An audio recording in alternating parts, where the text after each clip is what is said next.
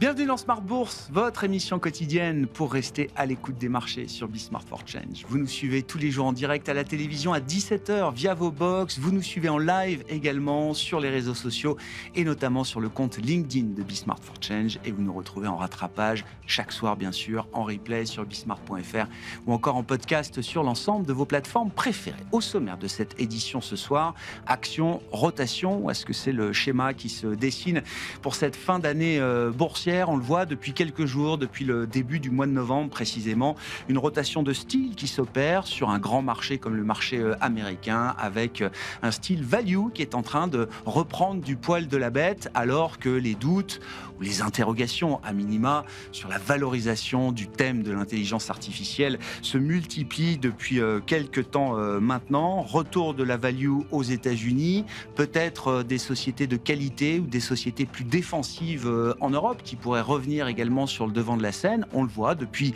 quelques jours, quelques semaines, des valeurs de qualité dans le luxe, par exemple, reprennent là aussi un petit peu de couleur.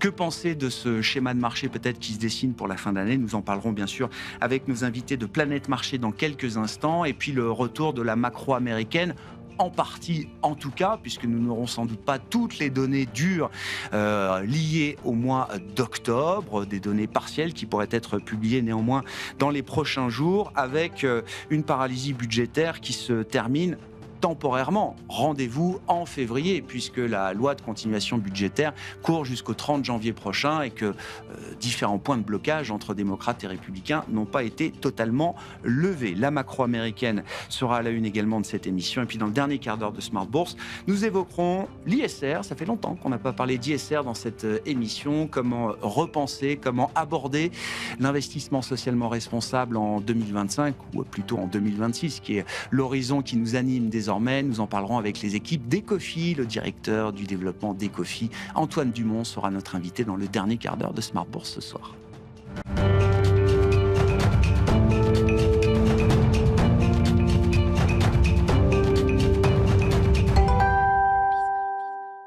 Tendance, mon ami, chaque soir en ouverture de Smart Bourse, les infos clés du jour sur les marchés avec Pauline Gratel. Bonsoir. Pauline. À la une de l'actualité, la fin du shutdown américain. Oui, un accord a été trouvé entre les républicains et quelques démocrates qui ont fini par céder en approuvant la proposition de loi permettant d'étendre le budget jusqu'à fin janvier. Une loi signée cette nuit par Donald Trump.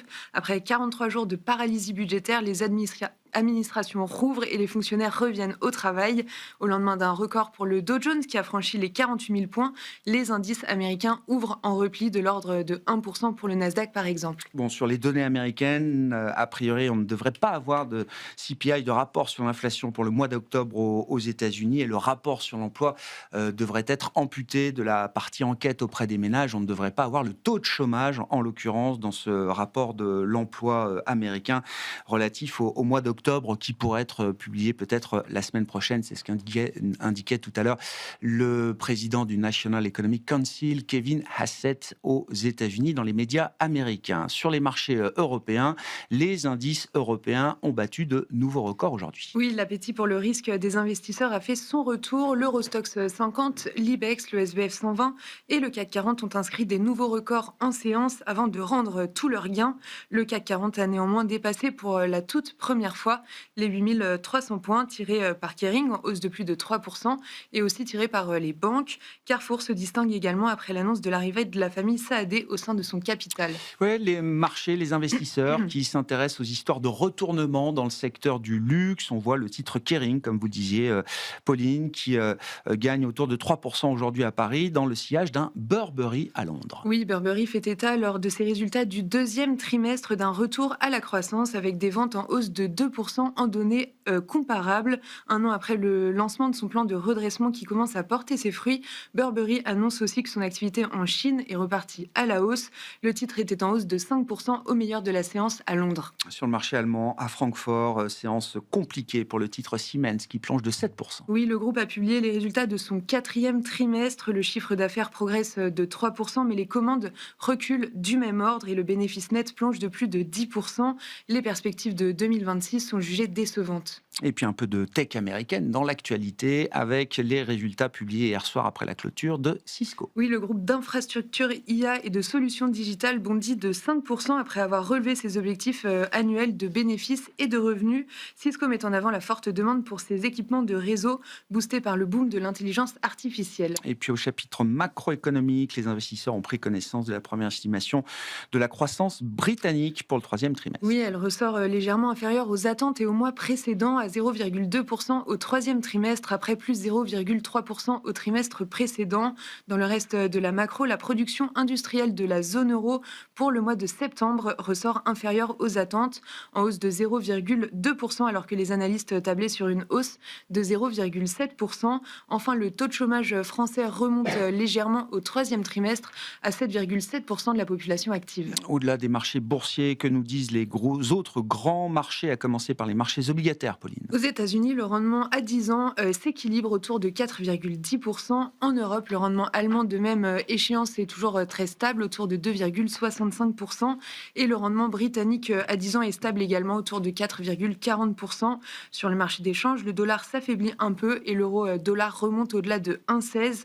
Un mot des matières premières, l'argent inscrit un nouveau record à plus de 53 $ et l'or est en hausse au-delà de 4 200 $. Quel sera le programme de demain à l'agenda pour les investisseurs? Les investisseurs regarderont demain la deuxième estimation de croissance pour la zone euro du troisième trimestre. Aux États-Unis, on attend les ventes au détail et la production industrielle du mois d'octobre. En France et en Allemagne, l'inflation d'octobre est attendue en seconde lecture. Tendance, mon ami, chaque soir en ouverture de Smart Bourse, Pauline Gratel vous apporte les infos clés du jour sur les marchés.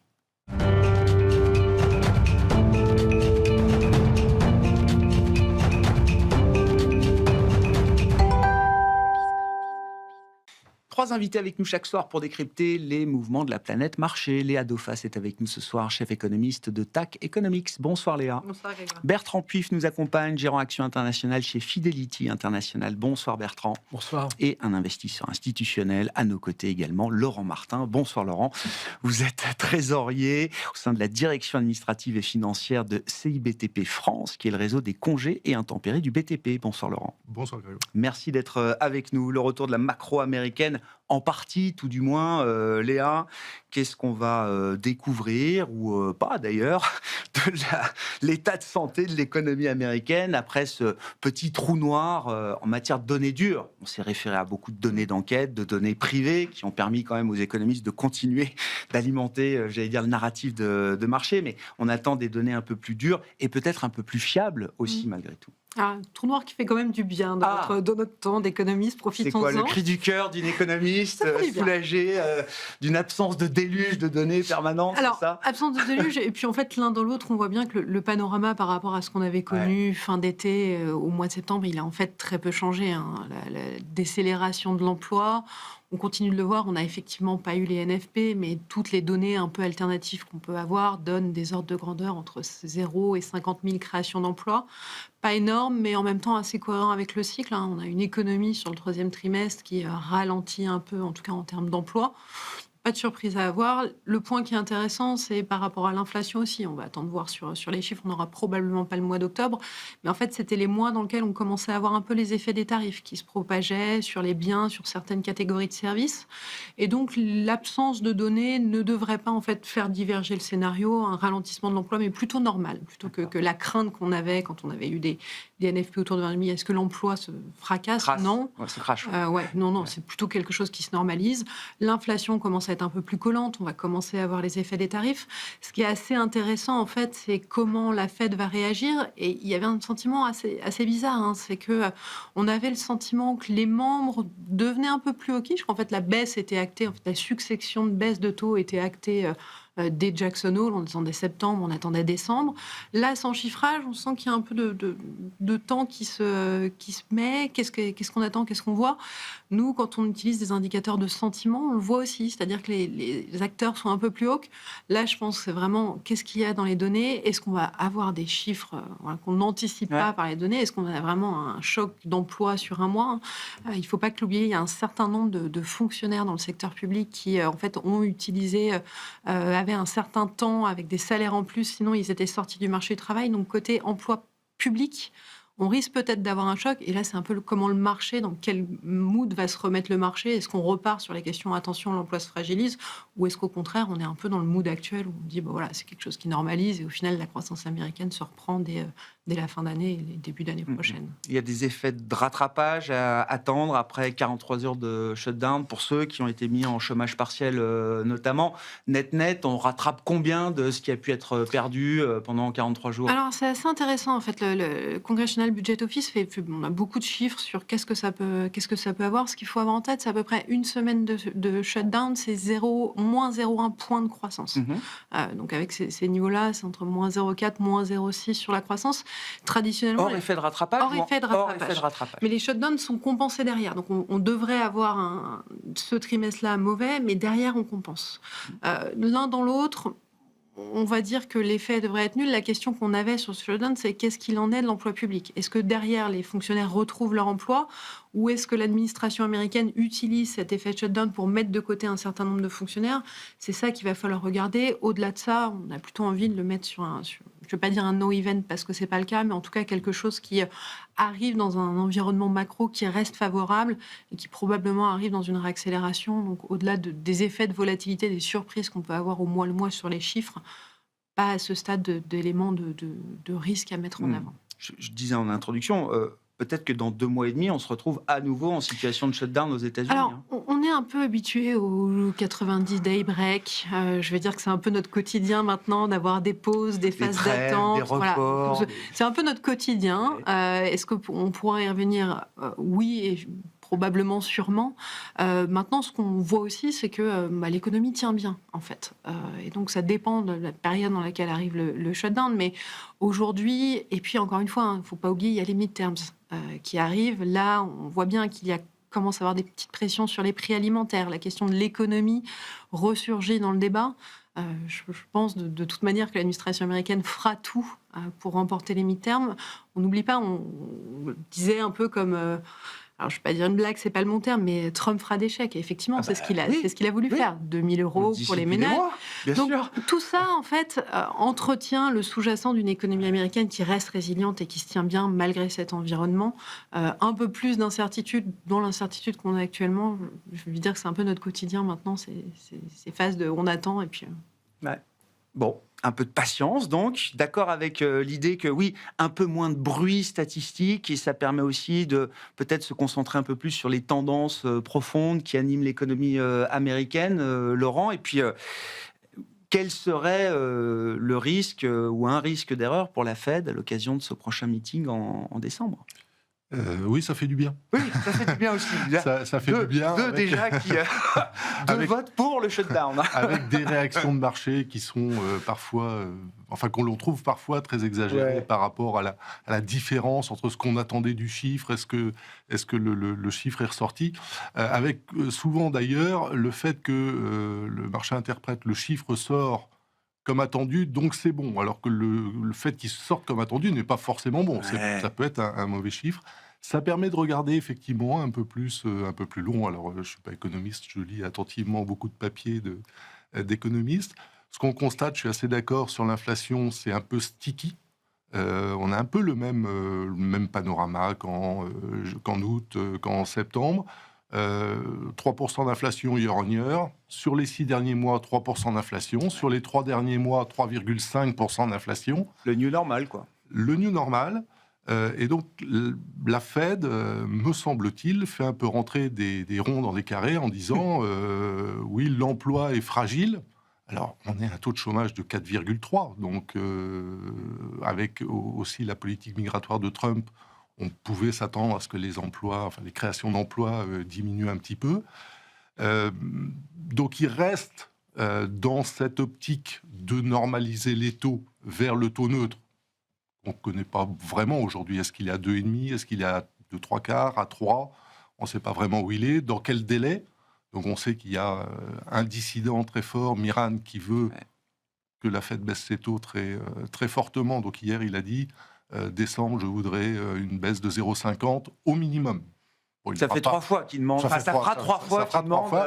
une Donc- baisse de 50 points de balle. Voilà, bon, ça fera 3 fois. Il pourrait demander 150 en Il décembre. pourrait du le coup. compter, c'est ça. D'un autre côté, certains qui commencent à dire wait and see. Ouais. On n'a pas justement des données, mais les données, ils ont évidemment d'autres données, montrent que l'inflation est un petit peu plus élevée que prévu et ne décélère plus surtout. Ouais. C'est ça. Alors, est-ce qu'ils abandonnent leur cible de 2%?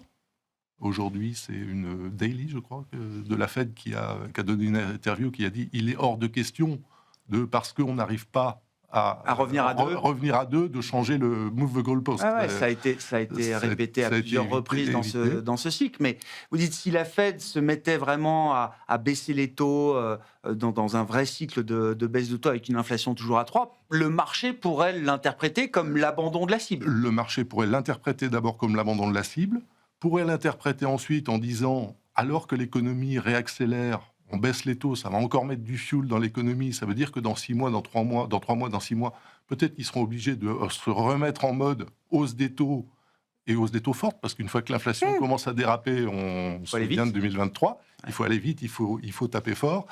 Donc oui, le risque de politique monétaire en décembre, c'est plutôt, à mon humble avis, de baisser peut-être pas, mais de baisser, de dire qu'ils vont encore baisser. Ouais, je comprends. Il me semble On voyait un signal trop accommodant. Trop accommodant. Ce qu'on constate aussi, c'est qu'on a eu ce rallye quand même sur le 10 ans américain depuis l'été. On a perdu à peu près 40 points de base. En reconnaissant que la Fed allait un peu assouplir, depuis ça bouge plus beaucoup. Ouais. On est, ce que disait Pauline tout à l'heure, on est à 4,10. Ouais. On sent bien que là, on est contre un mur et que pour passer en dessous de 4 durablement, il va vraiment falloir quelque chose. Et pas que de baisse de taux de la Fed. Ouais. Il va falloir vraiment que l'économie américaine Changement de scénario. Changement de scénario avec vraiment un affaiblissement prononcé de l'économie américaine. Ce que je n'anticipe pas pour les raisons, les midterms, l'échec, le déficit budgétaire qui continue 2100 milliards l'année prochaine. Il n'y a aucune raison. Et puis une gestion du bilan de la Fed qui va aussi ramener sans doute un peu de marge de manœuvre, de liquidité, etc. Des conditions financières qui restent assez souples. 10 ans, 4,10 sur le 10 ans quand l'inflation est à 3, c'est pas une politique, c'est pas des conditions financières restrictives. On en parlera peut-être tout à l'heure. Les taux d'emprunt des entreprises aussi, avec des spreads de crédit qui sont très bas, les entreprises n'ont aucun mal à se financer et se financent à des taux qui finalement sont relativement des taux réels qui sont finalement relativement bas. Sur cette situation macro-américaine et ce casse-tête pour la Fed, c'est vrai que le dernier FOMC montre une forme de dissension qu'on a peu l'habitude de voir au sein de la Fed, à savoir un vote pour 50 points de base de baisse de taux et un dissident également qui était plutôt pour un statu quo. Et c'est vrai que c'est souvent le cas au sein de la Banque d'Angleterre, d'avoir un membre qui vote pour une hausse de taux quand un autre vote pour une baisse de taux. Mais au sein de la Fed, c'est rare de voir cette dissidence des deux côtés. Ce qui fait que le marché est un peu moins serein, qu'on a vu quand même une consolidation de marché. Tout là où on attendait à plus de 70% une baisse de taux au mois de décembre, là maintenant on est redescendu à 40%, mais il y a encore 40% qui attendent une baisse de taux. Nous, on n'attend pas de baisse de taux. Il y en a 3 qui sont attendus l'année prochaine. Quand même pas mal. Ouais. Donc c'est vrai que ça c'est assez important parce que aujourd'hui la question c'est est-ce que au niveau des marchés on peut faire le parallèle avec 1998 où on avait donc la Fed qui s'était mise dans une perspective de baisse des taux, ce qui avait plu au marché évidemment, l'économie américaine qui était résiliente, donc on n'était pas dans un environnement où ça s'effondrait non plus, et donc à partir de ce moment-là, donc fin 98 jusqu'à fin 99, sur un an à peu près, on a pris 50% sur le marché américain. Donc alors là évidemment les valorisations n'étaient pas forcément au niveau actuel. Quoique, à cette époque-là, c'est vrai que c'était pas très profitable. Donc, c'est la notion de multiple à ce moment-là était un petit peu compliquée et on peut pas vraiment comparer avec aujourd'hui. Valoriser les chiffres d'affaires. Voilà, valoriser les chiffres d'affaires. Alors qu'aujourd'hui, les hyperscalers sont des sociétés qui ont déjà un business model profitable et qui recyclent leur free cash flow justement dans ces investissements dans l'intelligence artificielle. Mais bon, c'est vrai qu'on a des facteurs de soutien macro importants au marché. Mais sur un marché qui, alors même si on exclut en fait les 7 magnifiques ou les hyperscalers ou les deux, on est sur un marché américain qui a 18 fois et demi, ce qui est plutôt sa moyenne de long terme. Ouais. Donc c'est pas non plus très bon marché, on va dire, mais c'est pas non plus dans des zones donc de surchauffe. Hein. Par contre, c'est vrai que quand on regarde le multiple facile 24 fois, il est plutôt dans une zone de surchauffe. Donc après la question, c'est toujours pareil, c'est-à-dire que quand on dit ça, on se dit bah oui, on a encore une possibilité de faire des investissements judicieux sur une grosse partie de la cote. La problématique, c'est qu'est-ce qui se passe si on a ces hyperscalers, ces sets magnifiques, qui publient de mauvais résultats. Le jour où Nvidia va publier des résultats 10% en dessous des attentes, et inéluctablement, ça va arriver, puisque à chaque fois qu'ils font mieux, la marche, elle devient encore plus haute pour le trimestre d'après. Qu'est-ce qui se passe sur l'ensemble du marché? Est-ce qu'on n'a que les hyperscalers qui baissent? Non. Alors déjà, ils ont un effet d'entraînement sur le marché, puisqu'ils représentent un poids significatif, et qu'on a beaucoup de gestion passive dans les allocations, notamment des ménages américains. Donc il y a un effet déjà direct et qui peut être amplifié par une panique d'ailleurs, puisque Effet indiciel.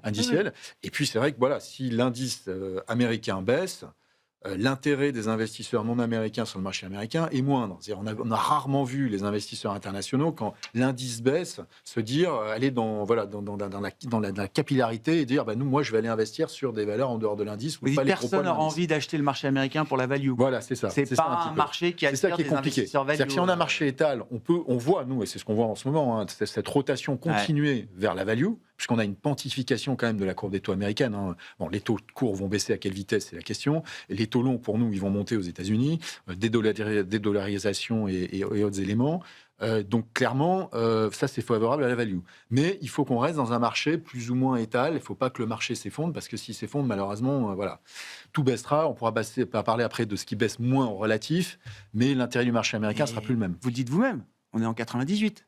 98, ça laisse 12-18 mois encore de potentiel boursier pour, alors à l'époque, un thème qui était celui des télécommunications, enfin des TMT. Aujourd'hui, c'est celui de l'IA, mais 98, il ne fallait pas sortir du marché et pas sortir du thème central du marché. Cisco, qui était le Nvidia de l'époque, donc dans les routeurs, etc., plus grosse capitalisation mondiale, a plafonné à 4% du PIB américain, là où Nvidia a atteint quasiment 16%, si je ne me trompe pas, du PIB américain. Donc c'est vrai que on est dans des ordres de grandeur quand on analyse les bulles qui sont quand même assez impressionnants.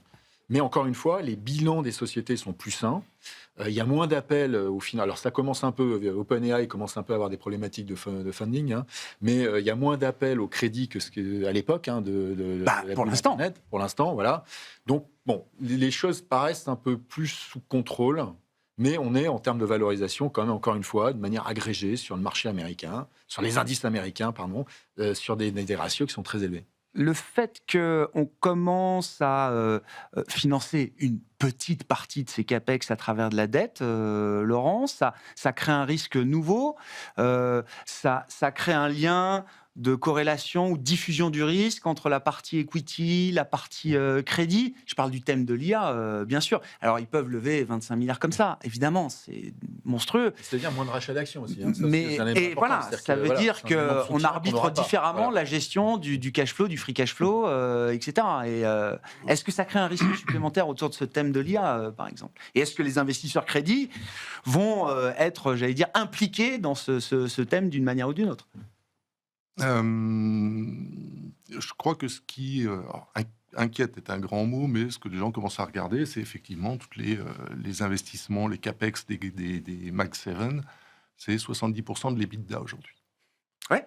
Donc voilà, qui dit investissement dit normalement retour sur investissement, et qui dit investissement dit aussi dépréciation des investissements. Ouais. Donc, dans quelques années, on va commencer à avoir des dépréciations des investissements. C'est un des points de la thèse de Michael Burry, de dire qu'ils n'ont pas suffisamment provisionné pour ces dépréciations d'actifs qui vont devoir passer inéluctablement. Voilà. On a l'habitude de dire lots of goodwill, will of good loss. Oui, c'est ça, d'accord. Oui. Beaucoup de goodwill et beaucoup de pertes à l'arrivée. Beaucoup de pertes à l'arrivée. Alors peut-être que ça n'arrivera pas. Ouais. Ce qu'on a vu sur Internet, c'est qu'il y a eu des investissements colossaux. Le marché s'est emballé en se disant qu'il va y avoir des retours sur investissements colossaux, mais il y a eu tellement d'investissements, qu'il y a eu tellement d'offres que les gagnants à l'arrivée sont les consommateurs qui ont eu des offres Internet très peu chères. Bien sûr. Et que les premiers sur ces marchés-là n'ont pas forcément gagné de l'argent, voire en ont perdu. En revanche, je pense que ça rajoute cette course aux investissements, à l'intelligence artificielle, ça rajoute un élément de plus à la compétition mondiale pour le capital. Donc on a des États, certains gros États, outre-Atlantique, quand même très endettés et qui ont besoin de lever de l'argent. Pas mal, beaucoup d'argent. On a en Asie aussi des besoins de capitaux qui sont importants. En Europe, on a un pays pas très loin d'ici qui a un peu de mal à se dépêtrer avec son déficit et diminuer le déficit. On a un pays pas très loin d'ici, si on traverse le Rhin, qui va augmenter ses effets dette. Et aujourd'hui, on a en plus ces très grosses entreprises qui avaient énormément de trésorerie, dont on se doute qu'elle était quand même placée largement en bon du Trésor, qui a aussi besoin, qui ne va plus placer ça en bon du Trésor, mais qui utilise pour investissement. Et tout ça mis bout à bout, je pense que ça explique aussi la petite inflation que l'on a un petit peu en Europe et aux États-Unis, et aussi la courbe des taux qui est revenue sur des pentes beaucoup plus normales, entre guillemets. Normal, c'était avant on parle de ça il y a une vingtaine d'années. Et même là, en Europe, le taux de la BCE, il est à 2. Le 5 ans allemand, on est à 2,30, 2,25, et le 10 ans, on est à 2,30. La courbe des taux allemands... 2,65 sur le 10 ans allemand. 2,65 sur le 10 ans, 2,30 sur le 5 et 2,65. On n'est pas non plus sur des pentes de courbe des taux qui sont extrêmement délirantes. On a toujours cette anticipation que peut-être la BCE, on en reparlera peut-être plus tard, que peut-être la BCE va encore baisser en 2026, ce qui fait que certainement les taux sont à ce niveau-là. Mais voilà, je pense que ça concourt à cette la guerre de l'attractivité du capital. D'où aussi, je reviens sur mon petit point du bilan de la Fed, mais c'est un petit calcul de coin de table qui avait été fait par un invité de l'émission la semaine prochaine, puisque la Fed va pouvoir réinvestir donc une partie des tombées, des mortgages notamment, pour acheter des treasuries. Le calcul qu'a fait Stéphane Déo, je le cite chez Eleva Capital, c'est que cette somme de réinvestissement, ça va être plusieurs dizaines de milliards de dollars chaque mois, et que ça va couvrir une bonne partie des émissions prévues du Trésor américain. Complètement. Maestro Bessent, quoi. Exactement. C'est toute la complexité de ce que fait l'administration américaine. Mais c'est bien la question de l'attractivité. Pourquoi Scott Bessent est focalisé sur le 10 ans américain? L'immobilier américain, évidemment, c'est le mortgage des Américains. D'ailleurs, au passage, ils sont en train de réfléchir à faire des mortgages sur 50 ans maintenant aux États-Unis pour adoucir les remboursements mensuels. Mais c'est bien de cette guerre-là dont il s'agit. C'est ça. Et puis, on voit bien, on est en train, en fait, la Fed est en train d'ajuster sa courbe, son bilan, pour faire en sorte que l'environnement nouveau dans lequel on est se fasse sans craquement. Et donc, c'est la fin du QT. Est-ce que le QT peut ajuster quelque chose? Au final, tous les papiers de recherche sont assez clairs là-dessus. L'impact du QT est au final très faible. Autant l'impact du QE est fort, l'impact du QT est assez faible.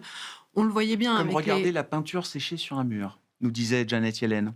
La réduction du bilan, ça doit être regarder la peinture séchée sur un mur. Plus. Tout à fait. Assez boring, quoi. Mais c'est ça. Et donc, oui, on avait quand même des tensions sur le financement à court terme, cet ajustement de QT, cet effet-là va un peu enlever la prime de liquidité qu'on avait sur la partie courte de la courbe. Par contre, sur la partie longue, en fait, les fondamentaux, ils sont toujours là. Les émissions massives, le financement du déficit, cette inflation qui devient persistante, ce risque politique, on l'oublie un peu, mais les questions de prise en main du board de la Fed, etc., les midterms qui arrivent.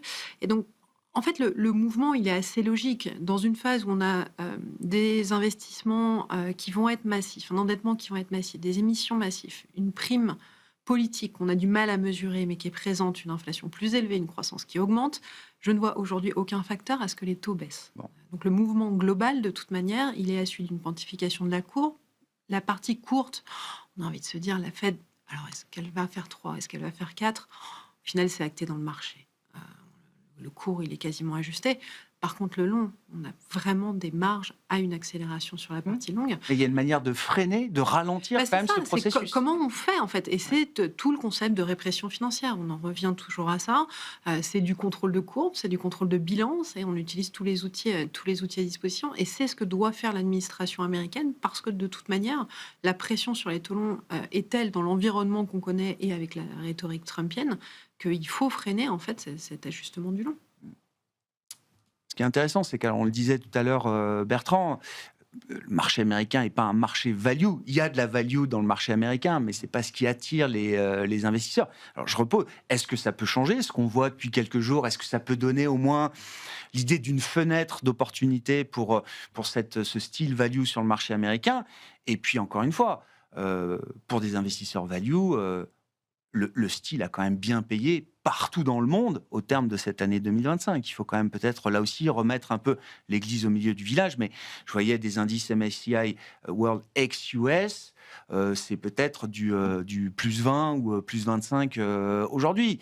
Les États-Unis, autrement dit, sous-performent le reste du monde au terme de cette année 2025. À cause du dollar, en grande partie. À cause du dollar, en grande partie, mais pas uniquement.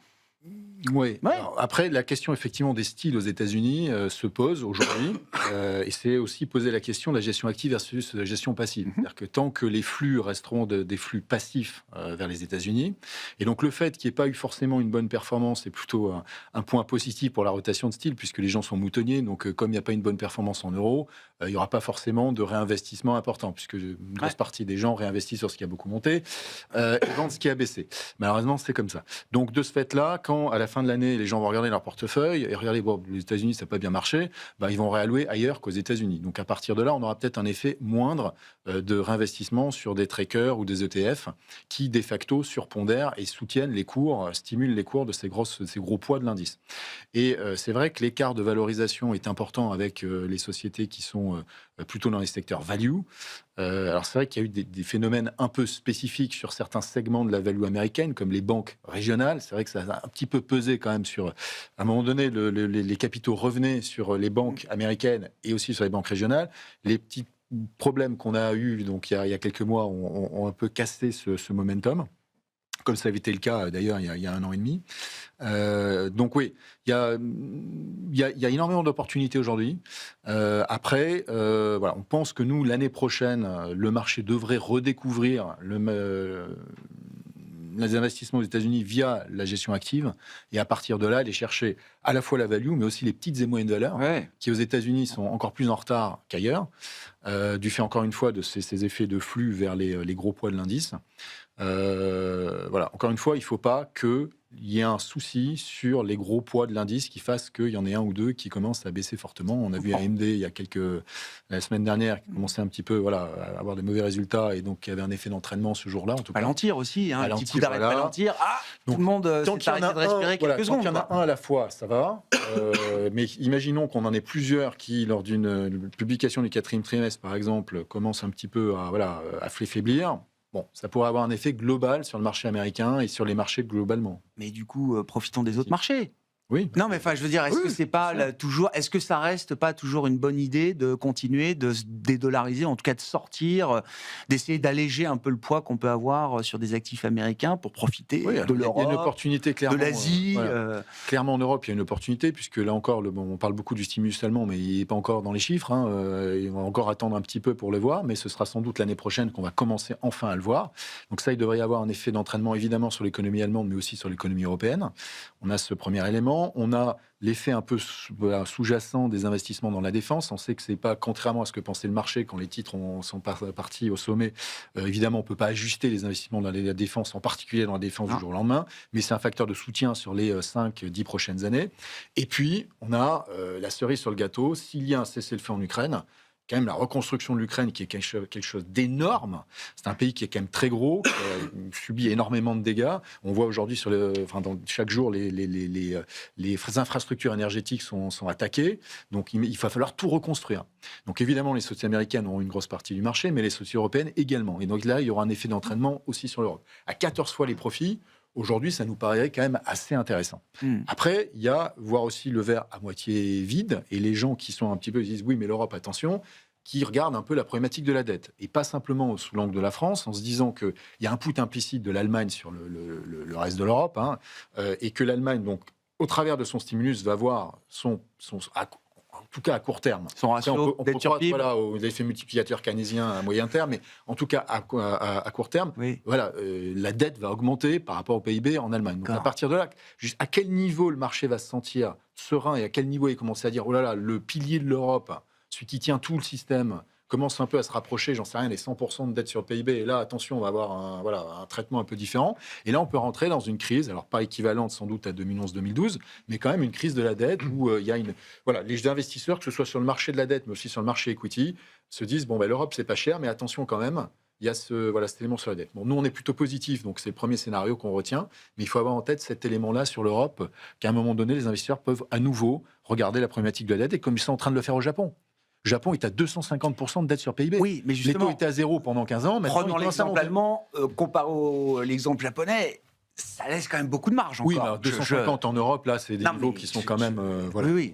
250 sur l'Allemagne en Europe, là, je pense que là, les marchés seront vraiment bas. Hein. Là, le marché boursier prendra... Je suis d'accord, il se sera Ouais. passé Non, là, deux, trois choses oui. avant cela. Mais ça m'intéresse d'avoir votre point de vue sur le statut obligataire de l'Allemagne. Laurent, il y a quand même un peu de marge avant qu'on s'inquiète d'un risque de défaut allemand.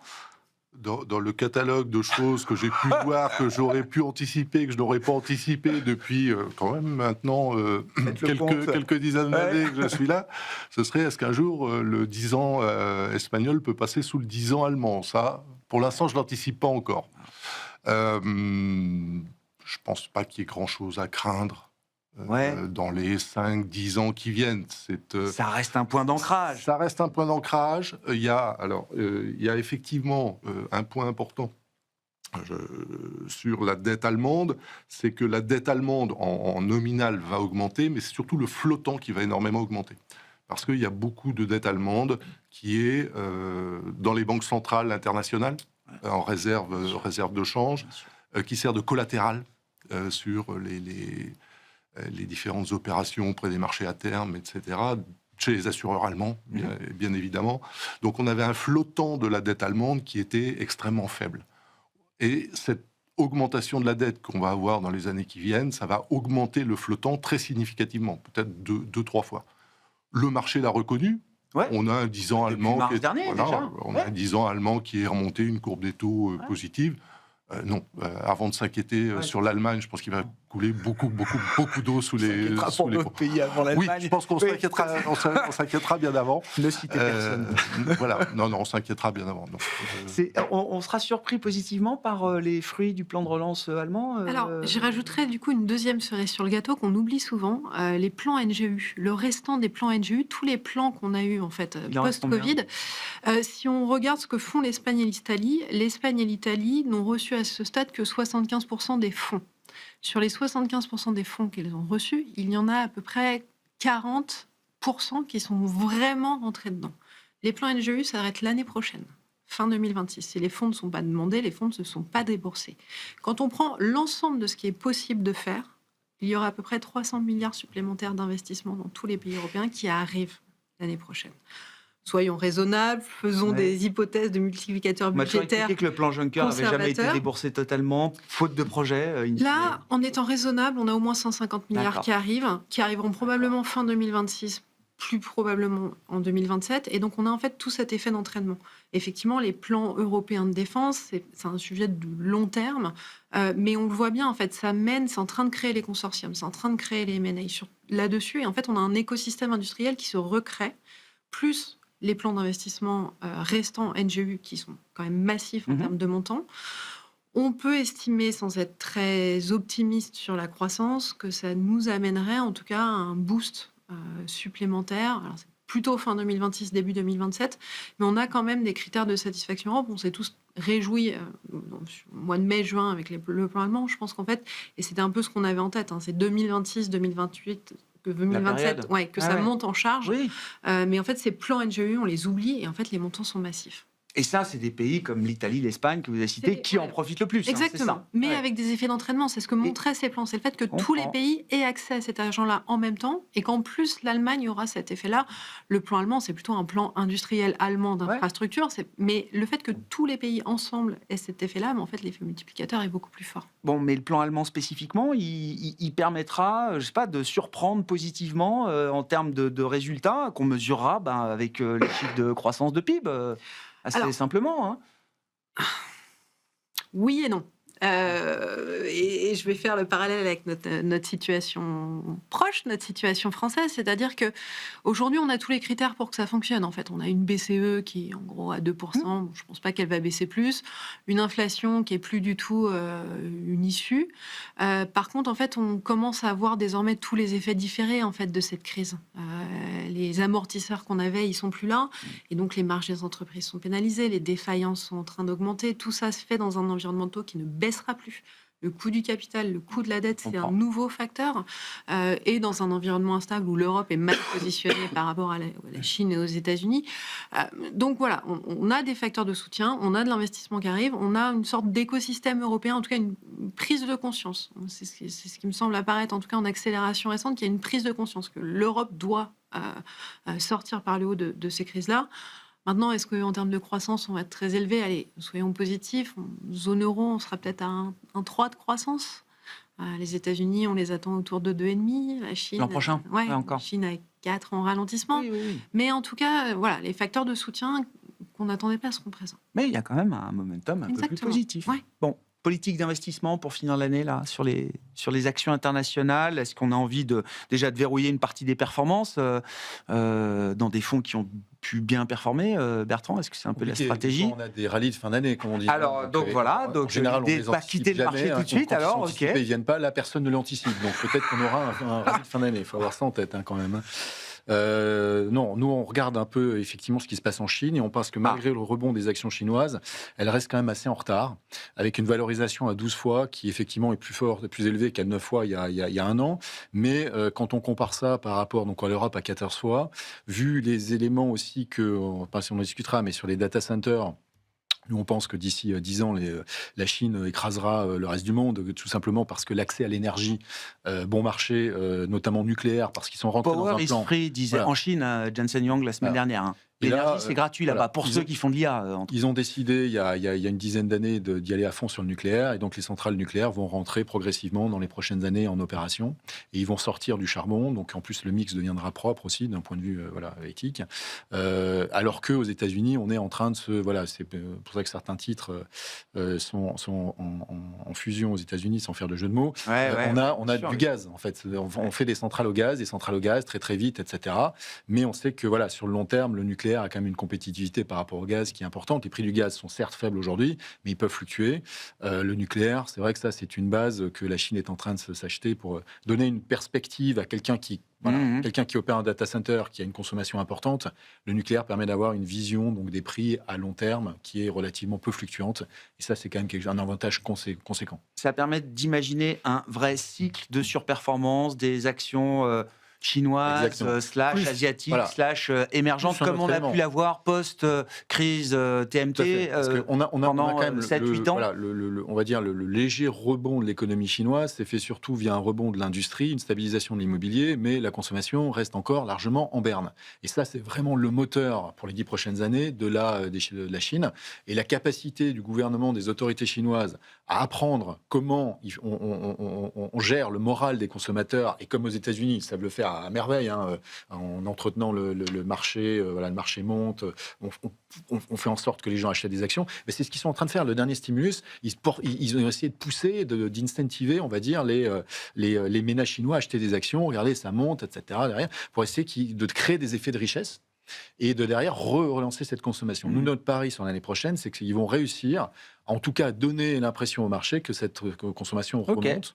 Et on voit différents indicateurs qui nous montrent que voilà, on a une inflexion sur la consommation. Alors, à confirmer, encore une fois, il y a eu beaucoup de faux départs, mais on pense qu'en 2026 peut être l'année de la Chine en termes de le rattrapage boursier, en tout cas, des actions chinoises n'est pas terminé. Devrait continuer, exactement. Sur la partie crédit, qu'est-ce qu'on peut dire? Il y a ces histoires de cafards soulevées par Jamie Dimon, effectivement. Alors là, on est dans un marché de private credit, de crédit privé, mais dans le crédit liquide, en l'occurence... tout va bien. Tout va bien.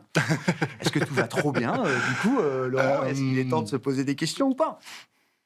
Je trouve que demain j'ai un comité d'investissement et donc je vais travailler un petit peu le sujet. On a cette chance par rapport... Alors les spreads de crédit sont extrêmement bas, effectivement. Beaucoup de gens qui craignent, qui disent c'est trop tard, il ne faut pas rentrer et tout. Comme on disait tout à l'heure, on a une qualité de crédit des États qui a plutôt tendance à se dégrader. Donc le fait que les spreads de crédit se resserrent, ISO, notation des entreprises est normal, puisque l'écart se réduit.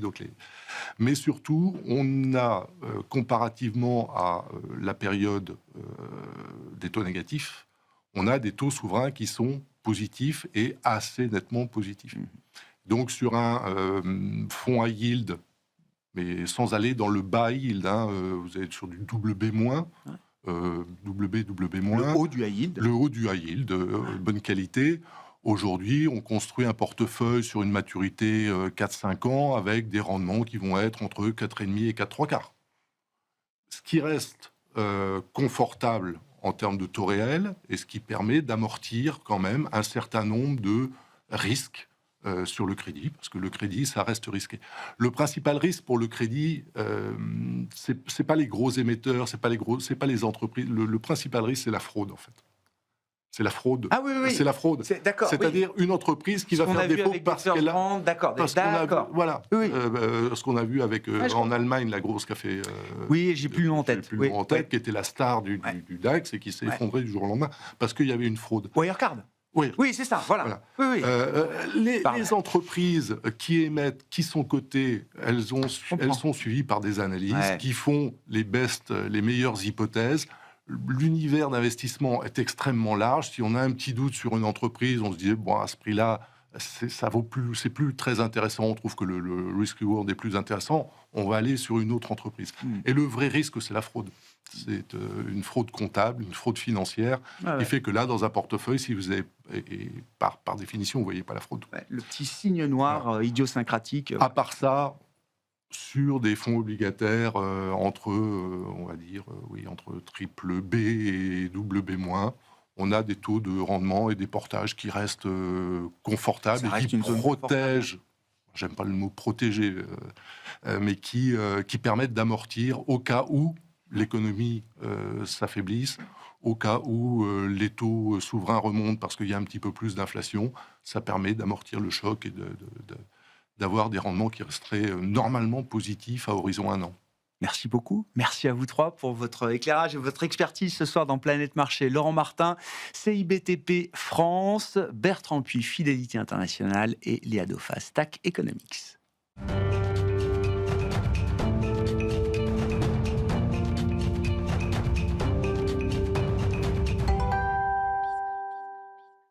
Le dernier quart d'heure de Smart Bourse chaque soir, c'est le quart d'heure thématique. Le thème ce soir, c'est celui de l'ISR. Comment repenser l'ISR au terme de cette année 2025 ? Nous en parlons avec Antoine Dumont, qui est directeur distribution et partenariat d'Ecofi. Bonsoir Antoine. Bonsoir Grégoire. Je dis comment repenser l'ISR, mais quand on est une société de gestion comme Ecofi, que vous représentez, c'est comment penser l'ISR en permanence, parce que c'est quelque chose de natif chez Ecofi. C'est entre autres ce qui vous caractérise dans cet univers de la gestion d'actifs, Antoine. Oui, complètement. Ecofi, c'est une société qui ne fait que ça. Je pense que c'est un point important. On est la filiale du groupe Crédit Coopératif. On gère aujourd'hui environ 10 milliards d'euros et l'entièreté de nos fonds sont ISR. Ça veut dire que tous nos fonds vont passer au travers d'une méthodologie propriétaire qui s'appelle Prism et qui va encapsuler des fonds monétaires jusqu'aux fonds actions en passant par tous les autres fonds. Donc, ce n'est pas un compartiment chez nous. Non. C'est vraiment l'ensemble de la structure. Je pense que c'est un point en termes de cohérence. L'ADN. Et vous êtes même de fait devenue une entreprise à mission, la première société de gestion française à choisir ce statut d'entreprise à mission, Antoine, c'est ça ? Tout à fait, avec cette idée de conjuguer la performance financière et les aspects de durabilité. Ça nous semble évidemment essentiel. Ouais. Oui, j'imagine que c'est un atout, que c'est une force d'avoir choisi ce statut d'entreprise à mission, mais c'est aussi le résultat d'une réflexion, d'un processus. Comment vous en êtes arrivé là ? C'est assez naturel finalement pour Ecofi qui ne fait que ça. Donc il y avait cette logique d'inscrire dans nos statuts le fait qu'on devait inscrire la durabilité en plus de la performance financière. Et quand on voit les défis auxquels nous faisons face, c'est quelque chose qui devrait gagner en vitalité, en tout cas on l'espère dans les années à venir. Ouais, on va revenir effectivement sur ce petit mouvement de retour, alors de backlash comme on dit sur l'ISR, après des années très fastes, et je les ai connus, il y a eu une période, un long cycle où l'ISR, l'ESG, la prise en compte des critères extra-financiers était très à la mode, peut-être un peu trop, peut-être qu'il a fallu aussi repenser ce style d'investissement. Mais un mot encore d'Ecofi, pour vous situer dans ce paysage de la gestion d'actifs, 10 milliards d'encours aujourd'hui, avec quelle dynamique là sur ces 10-11 premiers mois de l'année 2025, Oui. c'est-à-dire sur l'ensemble quasiment de cet exercice. On peut presque Ouais. dire sur l'ensemble de l'exercice. L'année est faite, là. Oui, c'est une très bonne année. On n'est jamais à l'abri de surprises Non. sur les marchés financiers. On est Mais d'accord. on peut dire que c'est une très bonne année chez Ecofi. On collecte un peu plus d'1,5 milliard net. Ah. Et ce qui est intéressant, c'est qu'on collecte sur l'ensemble des classes d'actifs. On collecte sur le fonds monétaire Ecofi Trésorerie, qui est un paquebot chez nous, 5,5 milliards d'encours, et on collecte également sur des fonds obligataires, des fonds multi-actifs, et également sur des fonds actions. Et ça, c'est un point important. Je pense notamment à notre fonds Ecofi Smart Transition, qui a débuté l'année à 38 millions d'encours, et qui tangente les 250 millions aujourd'hui. On va évoquer, parce que Smart Transition, ça nous dit quelque chose déjà de l'approche ou des différentes approches qu'on peut avoir pour traiter, ou en tout cas pour essayer d'apporter des réponses à la question du dérèglement climatique, en l'occurrence. Mais si je reviens un peu sur l'ISR et la perspective qu'on peut donner autour de ce style d'investissement, il y a eu effectivement toute cette période d'année faste, alors accompagnée en plus avec un coût du capital très faible, voire négatif parfois, et qui a sans doute soutenu aussi ce style ou ce thème de gestion, Antoine. Et puis, depuis quelques années, quelque chose d'un peu plus vacillant et avec également l'idée que beaucoup de réglementations, beaucoup de contraintes se sont empilées pour les gérants ISR. Et j'ajoute à cela la petite touche politique, la montée des populismes qui fait que dans certaines régions du monde, non seulement l'ISR est plus à la mode, mais on revient même à des stratégies beaucoup plus fossiles. En l'occurrence, on peut parler évidemment des États-Unis, de Donald Trump, de ce point de vue-là. Comment on repense encore une fois l'ISR partant de ce qu'on a connu pour ce Je pense que style. quand on regarde la conjonction de facteurs qui aujourd'hui a tendance justement à faire de l'ISR pour certains investisseurs moins un territoire d'investissement que ça a pu l'être les années passées, je pense que c'est important de revenir sur ce qui se passe. Vous l'avez évoqué, on a vraiment cette idée ISR égale réglementation, égale contrainte. Donc pour certains investisseurs, si on ne l'aborde que par cet angle-là, c'est sûr que c'est moins enthousiasmant. Et de l'autre côté, il y a évidemment ce discours public qui charrie de plus en plus de scepticisme. Il y a 1 mois et demi, le président Trump, à la tribune des Nations Unies, a tout de même dit que le changement climatique était la plus grosse arnaque de l'histoire. Donc ça, évidemment, c'est assez problématique, parce que c'est un sujet qui vient percuter de plein fouet la frontière qui existe entre les connaissances et les croyances, entre les faits et les opinions. Et ça, c'est quelque chose sur lequel on essaie de lutter chez Ecofi en remettant les enjeux au cœur de nos investissements, en expliquant à nos clients ce que l'on fait, comment on le fait, mais aussi pourquoi on le fait. En fait, la question, c'est de répondre pourquoi nous faisons ce que nous faisons. Et nous faisons ça pour répondre à des grands enjeux. On a parlé de la dérive climatique, on a parlé de la déplétion des ressources, de l'effondrement du vivant. Il y a une multitude de sujets qui s'imposent avec force. Et de façon étonnante, au moment où ils s'imposent et on devrait y répondre, on a ce discours-là qui prend forme. Exactement. Ah ouais, Exactement. je comprends.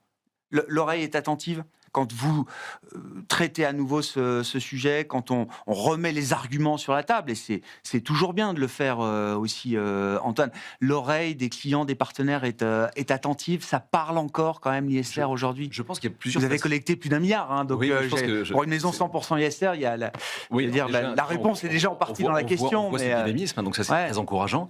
Mais je pense qu'il y a plusieurs façons de l'aborder. Par exemple, quand on arrive à la conclusion de décarboner l'économie, soit on peut le prendre par la notion, par les enjeux climatiques, et beaucoup de personnes disent mais si nous on ne le fait pas, si on arrête d'émettre du CO2, de brûler des énergies fossiles, alors les Américains, alors les Chinois, alors les Indiens. Après, il y a une autre façon de l'aborder, c'est par justement la souveraineté. Il faut avoir quand même quelques chiffres en tête quand on parle du vieux continent. L'Union européenne aujourd'hui importe 97% de son pétrole, 90% de son gaz et plus de 50% de son charbon. Sauf que les énergies fossiles, c'est 70% de la consommation du mix énergétique européen. Donc on est extrêmement dépendant. Donc pour nous, la décarbonation, on peut le prendre par le biais climat, et c'est quelque chose qu'on doit faire, mais on peut aussi, de façon assez égoïste, le prendre par la souveraineté. Et ça, c'est quelque chose qui devrait, à court terme, porter, et ça, c'est un discours qui porte aussi auprès de nos clients. C'est un levier puissant. On fera de l'ISR non pas pour sauver la planète, mais pour être souverain. Enfin, je vais peut-être un peu loin et je caricature peut-être un peu les choses, Antoine. Disons que c'est un levier qui, pour les investisseurs, leur parle à court terme. Là où sauver la planète, qui est évidemment un objectif collectif, on se dit que si on ne le fait pas et que si on le fait seul et que les autres ne le font pas, c'est un peu le dilemme du prisonnier, on risque d'être laissé sur le bas-côté. Par contre, là, c'est vraiment un enjeu de souveraineté et ça porte beaucoup plus aux oreilles de nos investisseurs. Ouais, c'est un discours qui parle aujourd'hui. Vous avez cité un de vos fonds Action qui s'appelle Ecofis Smart Transition. Il y a l'idée soit d'apporter des solutions pour lutter contre la dérive climatique, comme vous dites, soit d'aller chercher des entreprises qui sont capables de s'adapter aussi. C'est ça, Antoine ? Alors déjà, sur la partie climat, il faut savoir que l'ensemble des fonds chez Ecofi, tous les fonds ont un objectif d'intensité carbone qui doit être inférieur à leur univers. Donc ça, c'est déjà le premier point. Après, sur la partie climat, c'est ça. On a d'un côté un fonds de solutions, Ecofi Agir pour le climat, tout est dans le nom. Ouais. Donc on est vraiment sur des solutions, on est sur un fonds qui embarque des biais sectoriels qui sont forts, qui sont assumés. On va identifier des secteurs autour de la décarbonation, de l'électrification, par exemple, l'économie circulaire, l'herméticité thermique des bâtiments, on peut décliner. Et de l'autre côté, on a un fonds qui s'appelle Ecofi Smart Transition, où on est sur de la transition. Donc là, il y a moins de biais sectoriels. On est sur des sociétés qui vont réduire leur dépendance aux énergies fossiles. Donc on est sur 2 fonds qui sont labellisés ISR, article 9, sur la zone Europe, en gros, avec un biais action, et pourtant des comportements assez différents. Donc nous, ce qui nous semble intéressant, c'est d'épouser la thématique de façon exhaustive, globale, en ayant un fonds de solution et un fonds de transition et d'adapter le curseur en fonction de son allocation. Sur la partie transition, la réglementation vous permet d'aller jusqu'où ? C'est-à-dire, est-ce que vous êtes capable d'investir, de rentrer en portefeuille des entreprises qui sont dans des secteurs fortement émetteurs, qui sont elles-mêmes fortement émettrices, avec des plans de décarbonation, de baisse d'intensité, etc., qui vous paraissent crédibles et qui justifient cet investissement ? Est-ce que la réglementation permet ça aujourd'hui ? Ou est-ce qu'il faut quand même être déjà dans quelque chose de bien disant, entre guillemets ? Alors, on est sur des acteurs qui vont réduire leur dépendance. Par contre, la réglementation et le label ISR récemment a rehaussé ses exigences. Et donc, les pétrolières intégrées ne sont pas autorisées. Mais ça fait quelques années déjà que chez Ecofi, on les a sortis. Donc, ça n'a pas été un sujet quand Bercy a rehaussé ses exigences. Mais par contre, on a cette ambition d'avoir des sociétés qui réduisent leur empreinte carbone. Donc, on suit le scénario des accords de Paris, donné par l'Agence internationale de l'énergie, donc le scénario SDS, dont les sociétés, pour rentrer dans ce portefeuille, le fonds Ecofi Smart Transition, c'est un fonds quantitatif. Donc, on a vraiment un double filtre, une double exigence. Notre méthodologie propriétaire Prisme et, justement, cette liste de sociétés alignée avec la trajectoire 1,5-2 degrés des accords de Paris, ce qui nous permet, dans un deuxième temps, d'aller converger, c'est notre objectif, vers le comportement des marchés actions de la zone euro. Ce qui en fait un fonds cœur de portefeuille dans une allocation, ISR et article 9, avec un risque relatif au marché le plus faible possible. Et c'est ce qu'on essaie d'apporter à nos clients. Et c'est aussi l'une des raisons pour lesquelles ce fonds a connu une collecte, un succès, un début de succès. En tout cas, on pense que ce fonds peut monter, on pense, plus haut. Oui. Et comme quand vous dites épouser le comportement des marchés européens, mais c'est un fonds qui peut avoir quel type de comportement en termes de performance boursière par rapport à un fonds de solution Alors ça, c'est intéressant. Antoine ? Si on regarde l'année 2024, alors évidemment, ce n'est pas des fonds qui ont des comportements tout le temps opposés, c'est sûr que non. Mais si on regarde l'année 2024, le fonds de solution a affiché une performance d'environ moins 11%. Le fonds de transition a affiché une performance de plus 11%. Donc on voit bien que des moteurs de performance ne sont pas les mêmes. Et c'est la raison pour laquelle il nous semble intéressant d'avoir les deux en portefeuille. L'année 2025, là, à l'heure où on se parle, le fonds de transition doit être aux alentours de plus 16, porté par des marchés européens. Encore une fois, le fonds réplique la performance des marchés actions de la zone euro avec ses exigences supplémentaires.